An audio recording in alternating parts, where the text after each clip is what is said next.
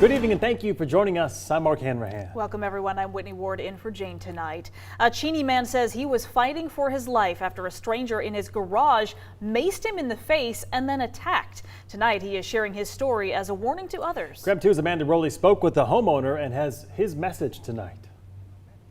Randy Weatherby decided to take his dog on an early morning walk on Sunday, August 18th. When he got outside, he first noticed his son's bike was not where he left it. Then a stranger in his garage. So I just said, what the are you doing in my garage?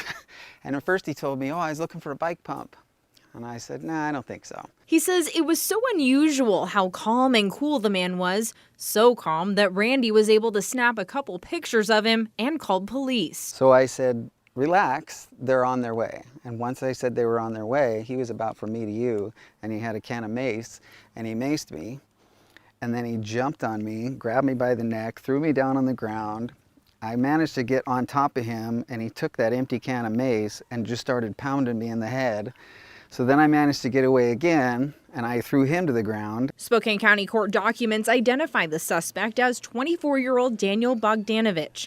Eventually, Randy told Bogdanovich he was going to let him go. Just when he did, Cheney police arrived. Every cop car in Cheney was on it. The suspect took off running, but he could not outrun police. I couldn't see anything at that point, so I had no idea what was going on. According to court documents, throughout that day, Cheney police responded to 3 more home burglaries and 5 vehicle break-ins within a mile of Randy's home. Items police found with Bogdanovich led them to believe he was involved in those reports. Randy, still a bit shaken up, hopes his story will be a caution to others. He says this can happen to anyone and that you should never let your guard down when confronting a suspicious situation. The suspect has pleaded not guilty to the burglary and prowling charges. His bond is set at $2,500. Amanda Rowley, KREM 2 News. We're also tracking some breaking news in North Spokane County tonight. Crews have knocked down a barn fire southwest of Deer Park. This is in a rural area near Monroe and Harms. Roads are still blocked in the area where crews are mopping up. This fire kicked up a huge plume of smoke that you could see for miles around at around 3:30 this afternoon. That barn is destroyed. No one was inside at the time. Firefighters showed up fast to keep it from spreading into a wildfire. Well, the G7 has pledged $20 million to help fight the fires in the Amazon rainforest, but Brazil's president says he needs an apology from the president of France if he's going to accept that offer. He says President Macron called him a liar and questions Brazil's sovereignty. It is estimated that this year in the Amazon, more than 3,500 square miles of forest, an area roughly the size of Yellowstone National Park, have fallen to fires. In Peru, people are using whatever they can, shovels, even tree branches, to try to smother the flames. The Brazilian president said he would make some 44,000 troops available to help fight the fires. However, some reports said the military presence in the area seemed scarce yesterday. Well, a hurricane watch and tropical storm warning is issued for Puerto Rico as Tropical Storm Dorian moves through the area. So as of right now, the storm is producing 50-mile-an-hour winds, and it's forecasted to strengthen here over the next 48 hours. Up to 8 inches of rain is expected on the Windward Islands, with isolated amounts up to 10 inches. And according to the Hurricane Center, that amount of rainfall could cause life-threatening flash flooding. Now people are crowding into grocery stores and gas stations to prepare for Dorian, buying food, water, generators, and more. Puerto Rico is still struggling to recover from Hurricane Maria, a Category 4 storm that hit back in September of 2017. Some 30,000 homes still have blue tarps as roofs. Well, new video shows the moment that a huge rock fell 3,000 feet from a mountain in Zion National Park. So that rock fell on a hiking area below, hurting 3 people. One of those visitors had to be rushed out of the park to a hospital. Park rangers say 19 other people couldn't get out of the trail because the rock was blocking the way. Those hikers then had to climb out on their own because it was just too hard for rescuers to actually get to them. Yikes. Yikes, no kidding.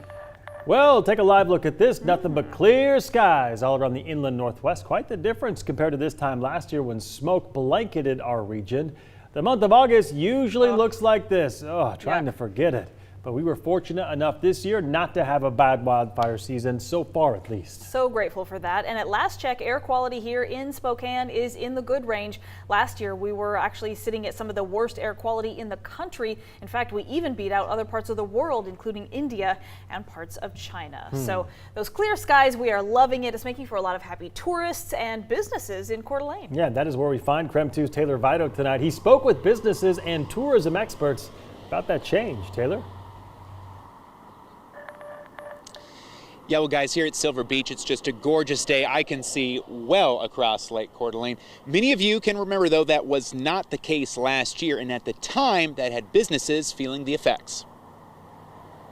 As Lauren Johnson ended her paddleboard rental, it was a sigh of relief, one related to the weather. It's so much easier to breathe, too, like the fresh air makes a difference. Lauren and her family are visiting from Calgary, a place where they've dealt with wildfire smoke of their own in recent summers. Scenes that probably looked like this. These are shots from Coeur d'Alene 1 year ago. Good luck trying to see across the lake then. This seaplane company at the time said that hit their business. Today it's more smoke, can't see anything, no one wants to come up. 1 year later, one of their pilots still remembers. I was frustrated, a bit bummed, because I knew that we were going to have a slower day or slower week until the smoke eventually left the area. But oh, what a difference a good summer can make. Local tourism spokespeople remarked to me that yes, it's been way less smoky in Coeur d'Alene this summer. At Brooks Seaplane Service, that's meant they haven't had to worry about tourists being driven away. This year we haven't had any of those issues to have to address. The Coeur d'Alene Convention and Visitors Bureau says smoke appeared to impact visitor numbers over the last couple of summers. Numbers still climbed, though, but this summer, stats from local hotels showed a larger jump compared to the last couple of seasons. We were kind of worried, but we're glad that it's not smoky anymore.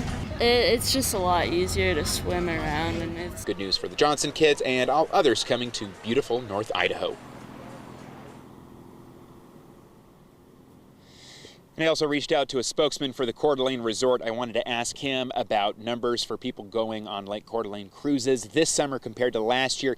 At this hour, we haven't received those numbers just yet, but the spokesman for the resort did remark to me, yes, this summer, not as smoky as last year. Live alongside Lake Coeur d'Alene, Taylor Vito, KREM 2 News. All right, Taylor, thank you very much. Taylor certainly had the good assignment today, being out there on Lake Coeur d'Alene. It looked beautiful out there today. Rough life, right? And the good thing is there's a lot more sunshine and blue sky where that came from. Tom serving up plenty of amazing temperatures and sunshine for the entire upcoming holiday weekend, right? Absolutely. 80 degrees is the average high for this time of year. We're at 82 right now. We're going to get about 10 degrees warmer than that by Wednesday. Yeah, we've got 90s in the forecast and near 90s in the forecast as we move towards the last, big summer holiday weekend. We'll look for temperatures to drop down to 55 in the overnight hours, 92 the expected high on Wednesday. It will continue with hot weather through the first day of Labor Day weekend, 91 on Saturday, then 88 on Sunday, mid-80s on Labor Day Monday. I'll talk more about that in greater detail with your 10-day outlook. That's coming up in a few minutes. Looking forward to it, Tom. Thank you. New videos released by Washington DNR show just how damaging tsunamis could impact communities here in Washington. Yeah, a series of simulations show tsunamis prompted by a magnitude 9 earthquake on the Cascadia subduction zone. The simulations show how high the waves could get and how fast they'd move in. DNR says it would take only 15 minutes for the tsunami to reach the Washington coast, and it would keep going from there. Commissioner of Public Lands Hillary Franz hopes these videos drive home the need for communities to take action before a disaster hits. So it's been more than 300 years since the last magnitude 9 earthquake, and according to local geologists, the Cascadia subduction zone produces megaquakes about every 300 to 600 years. So in theory, the next one could come at any time. And check this out, that water may look dirty, but scientists say this could actually help restore the Great Barrier Reef in Australia. This giant raft of volcanic rock is floating in the Pacific Ocean. It's kind of crazy to look at, but it's a massive layer of rock that contains sea organisms that could actually help the Great Barrier Reef. Experts say that reef has been bleached and heavily damaged by climate change. So the massive raft is actually made of lots and lots of pumice stones. It stretches more than 58 square miles, which is almost twice the size of Manhattan. It's also visible from space. Australian sailors made this unusual discovery earlier this month near Tonga in the Pacific. First, we thought that it was whale poop, and but then it became obvious that there was way more of it than any normal sized pod of whales could come up with. So no whale poop. The stones instead that make up the raft range from marble to basketball size. Scientists believe they were created by an explosion of underwater volcanoes. The raft is now headed toward Australia, and experts say its arrival will bring new, healthy corals and other reef creatures to the Great Barrier Reef. Scientists say they have seen these volcanic slabs before. This type of phenomenon happens on average once every 5 years or so. I bet that's amazing to see in person. Yeah, the because scope that's crazy of it, to right? look at on video. Yeah, wild stuff, and you know, pretty cool that it can be actually be helpful. Yeah. There we go.